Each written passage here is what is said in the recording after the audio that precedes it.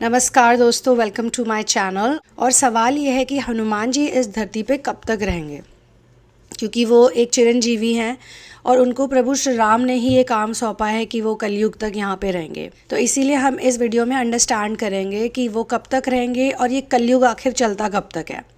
तो देखिए, कलयुग उन 4 युगों में से एक है जो पृथ्वी पे चलता है। सतयुग, त्रेता, द्वापर और कलयुग। कलयुग का जो मेन काल होता है वो बहुत छोटा होता है। कलयुग वो समय होता है जिसमें लोग कल में ही जीते हैं, यानी कि पास्ट में या फिर फ्यूचर में।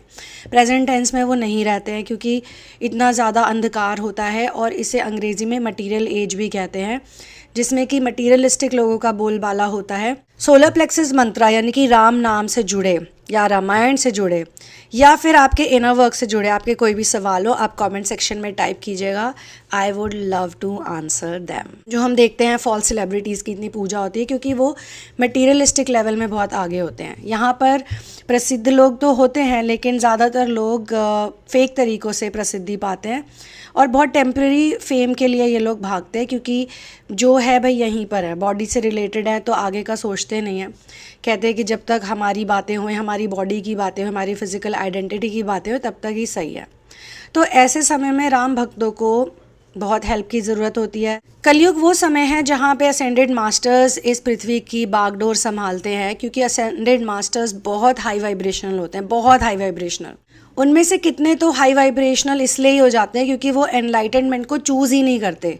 वो इतने ज़्यादा देने वाले गिवर होते हैं, इतने ज़्यादा पक्के वॉलंटियर्स होते हैं कि वो धरती पे बार बार आते हैं despite getting out of the cycle of life and death. क्योंकि उनको ये होता है कि मैं जितनी सेवा कर सकूं उतनी कर पाऊँ, और वो तो आप यहीं आके कर सकते हो। बार बार यहाँ आते हैं और ऐसे समय में आते हैं जब बहुत ज़्यादा डिस्पैरिटी होती है और डार्क एनर्जी बहुत स्ट्रांग होती है। असेंडेड मास्टर्स की वजह से अर्थ का बैलेंस इवन कलयुग में भी बना रहता है। कलयुग की छाया डिसेंडिंग सतयुग से ही शुरू हो जाती है और काल का जो ये चक्र है ये घड़ी की तरह चलता है, ये लीनियर नहीं होता है, ये राउंड ऐसे चलता है, घड़ी जैसे चलती है। श्री राम बन के विष्णु आते हैं डिसेंडिंग त्रेता में, और फिर डिसेंडिंग द्वापर में आते हैं श्री कृष्ण। ऐसा भी हम कह सकते हैं कि अब हम जिस टाइम पे हैं, यानी कि असेंडिंग द्वापर, ये समय नारी शक्ति का होता है। तो जो रोल कृष्ण और राम ने प्ले किया था वो अब राधा और सीता जी प्ले करेंगी। हनुमान जी श्री राम के परम भक्त हैं और हनुमान जी उन लोगों की सबसे ज़्यादा मदद करते हैं जो यहाँ पे राम का काम करने आए हैं, जो राम के नाम को फैलाते हैं। और इसलिए नहीं कि कोई पूजा करे सिर्फ, बल्कि इसलिए कि वो अपने चक्रास को अलाइन करे, क्योंकि राम नाम बीज मंत्र ऐसा है कि इसको जो जपता है रेगुलरिटी के साथ, साथ में थर्ड आई चक्रा को भी इन्वॉल्व करता है, यानी कि हमारे पिनियल ग्लैंड और पिट्यूटरी ग्लैंड, ये दोनों ग्लैंड्स बहुत ही इंपॉर्टेंट होते हैं हमारी ओवरऑल एनर्जेटिक ट्रांसफॉर्मेशन और फिर उसकी बैलेंसिंग में। ये 2 ग्लैंड्स जो कि हमारे थर्ड आई के साथ जुड़े हैं, हमारे ज्ञान चक्र के साथ जुड़े हैं, इसकी बहुत ज़रूरत है। और हनुमान जी तो इसमें चैम्पियन है। हनुमान जी ने जितना राम नाम जपा है कि कोई सोच भी नहीं सकता।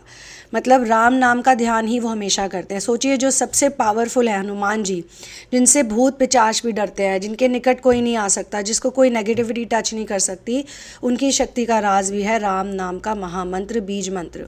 पर ये बीज मंत्र रट्टू तोते की तरह नहीं जपा जाता, ये बीज मंत्र प्रेम भाव से जपा जाता है और इसमें क्वालिटी का ज़्यादा और क्वांटिटी का कम मोल होता है। मतलब कि सिर्फ नंबर बढ़ाने से नहीं होता कि मैंने तो इतना जाप कर लिया राम नाम का, परंतु किस तरीके से किया, किस भाव से किया, उसकी ज़्यादा वैल्यू होती है। कुछ ऐसे लोग भी होते हैं जो नियमित रूप से ध्यान करते हैं, अच्छे रूटीन में होते हैं, लेकिन इतना नाम नहीं जपते, लेकिन प्रभु का कोई ना कोई काम कर रहे होते हैं, राम की सेवा में लगे होते हैं, तो उनके भाव को ज़्यादा महान बनाया जाता है। और ऐसे भक्तों को और ऐसे सेवाधारियों को हनुमान जी की बहुत ज़रूरत होती है। खुद श्री राम के इतने सारे काम हनुमान जी ने किए हैं, क्योंकि डिसेंडिंग सतयुग में फिर भी काफ़ी ज़्यादा हाई एनर्जीज़ होती हैं। उनका जन्म तो श्री राम के आने से पहले ही हो जाता है, जो बायोलॉजिकल जन्म होता है। श्री राम, कृष्ण, हनुमान, ये सब EBEs हैं, जबकि Sita ji complete divine intervention से आई थी। मतलब उन्होंने कोई शारीरिक बर्थ नहीं लिया था, नॉट कि किसी ने अपनी आंखों से देखा हो। राजा जनक को तो मिट्टी में ही मिली थी। और पांडवों के लिए भी हम कह सकते हैं कि वो भी एक अलौकिक, एकदम दिव्य तरीके से आए थे। EBE यानी कि एक्स्ट्रा टेरेस्ट्रियल बायोलॉजिकल एंटिटीज़ भी डिवाइन और दिव्य तरीके से ही आते हैं, लेकिन वो एक माँ के गर्भ में रहते हैं कुछ समय तक, यानी कि 9 महीनों तक। इसलिए उनका जो बर्थ है उसमें रिप्रोडक्शन कहीं ना कहीं इन्वॉल्व होता है।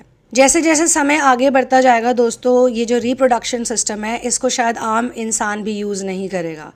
बच्चे बहुत कम लोग पैदा करेंगे, पॉपुलेशन बहुत कम हो जाएगी और ये जो डार्क एंटिटीज़ हैं इनका पृथ्वी पे रहना दूभर हो जाएगा, बहुत मुश्किल हो जाएगा। इसलिए स्पेसिफिकली या तो ये पाताल लोक में रहेंगे या तो ये अपने रूप को छुपा नहीं पाएंगे, क्योंकि ऐसा कहते हैं कि कलयुग वो समय होता है जिसमें देव, दानव और मनुष्य सब एक जैसे दिखते हैं। यानी कि जितने भी लोग जो गलत कार्य कर रहे हैं वो भी मानव रूप में ही दिखते हैं, तो पता ही नहीं चलता कि ये इंसान है या ये असुर हैं या ये क्या हैं। इवन देवताओं के लिए भी ऐसा कहते हैं, काफ़ी लोग डिवाइन एनर्जी के होते हैं लेकिन वो मानव जैसे ही दिखते हैं।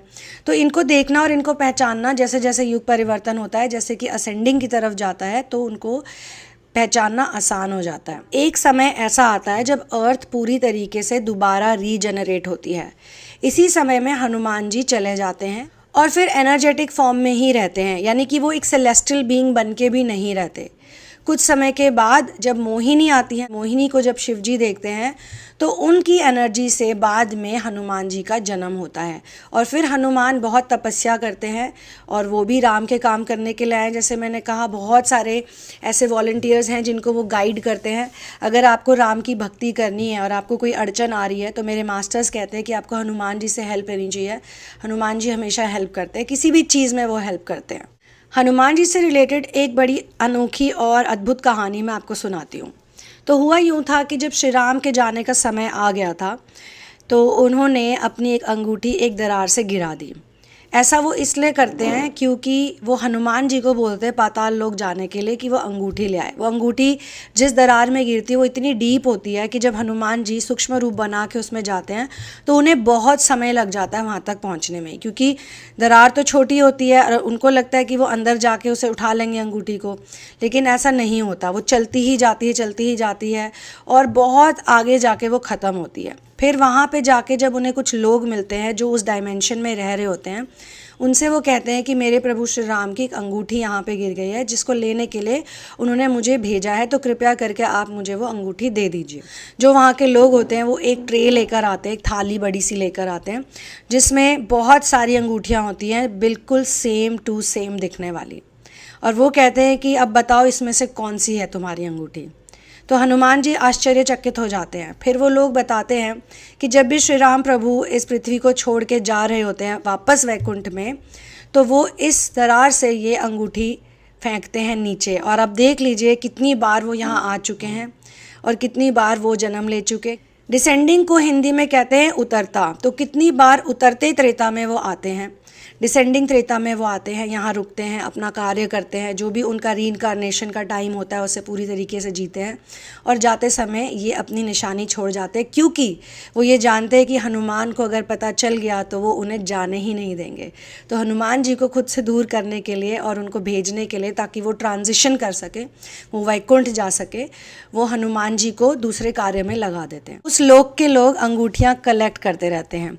इससे ये भी पता चलता है कि हनुमान जी भी बार बार आते हैं, ऐसा नहीं है कि वो आते ही नहीं हैं।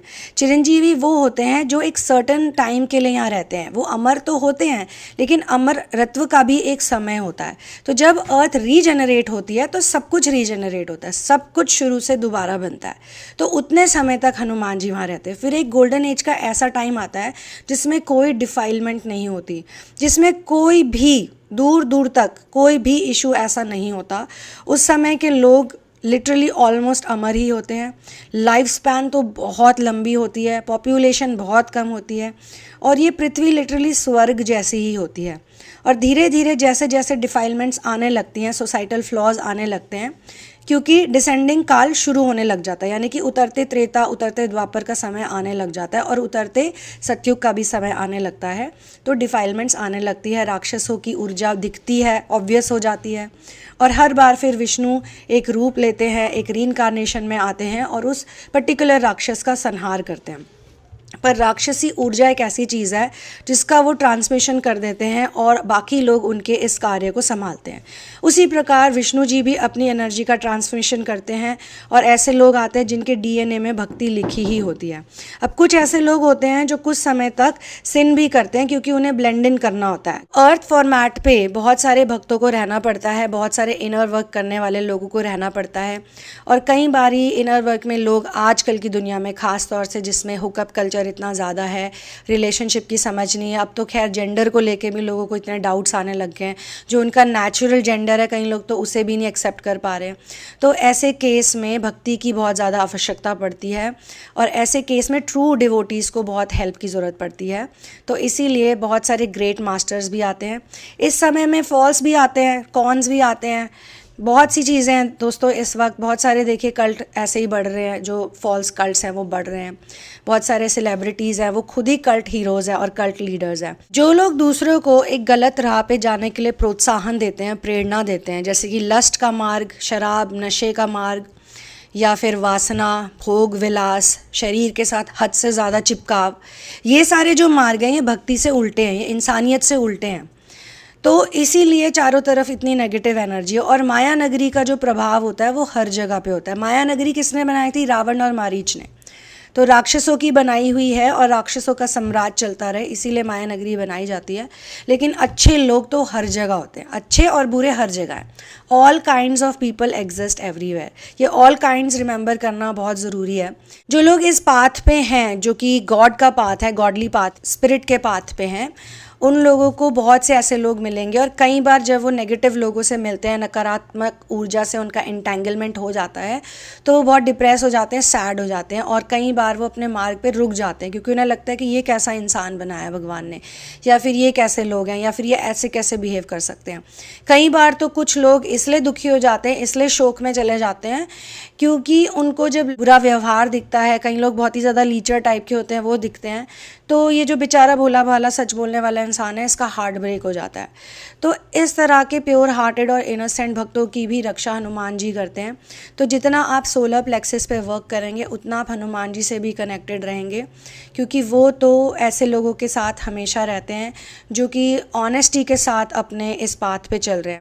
आप मेरे इस कंटेंट को शेयर कर सकते हैं, सपोर्ट कर सकते हैं, आप मेरे पेट्रियन बन सकते हैं और आप इस चैनल को ज्वाइन भी कर सकते हैं। मेरा चैनल भी डेडिकेटेड है उन लोगों के लिए जो इनर वर्क के पाथ पे हैं और जो ट्विन फ्लेम्स हो सकते हैं, स्टार सीड्स हो सकते हैं, लाइट वर्कर्स हो सकते हैं, बेसिकली जो असेंशन के पाथ पे हैं। तो सोलर प्लेक्सेस आप लोगों के लिए बहुत ही इंपॉर्टेंट है। आपकी नाभि में ऐसे राज छुपे हैं जो शायद आपको कहीं और नहीं मिलेंगे और यहीं पर आपकी शक्तियाँ भी होती हैं। इसे सिटी ऑफ जूल्स भी कहते हैं, यानी कि मणिपुर चक्र भी कहते हैं। हिंदी में इसका नाम मणिपुर चक्र है, इसका ट्रांसलेशन होता है सिटी ऑफ जूल्स और इंग्लिश में से कहते हैं सोलर प्लेक्सिस चक्र। तो वन लाइन में जवाब दे तो हनुमान जी आते हैं ऐसे समय में जब श्री राम का अवतरण होने वाला होता है और फिर डिसेंडिंग सतयुग में जब अर्थ का रीजनरेशन हो जाता है तो सारे चिरंजीवी वापस चले जाते हैं क्योंकि वो जिस साइकिल में होते हैं वो साइकिल कंप्लीट हो जाता है और फिर नेक्स्ट साइकिल में वो आने की प्रिपरेशन करते हैं। तो I will see you in the next video. One love, peace out and victory to Ram.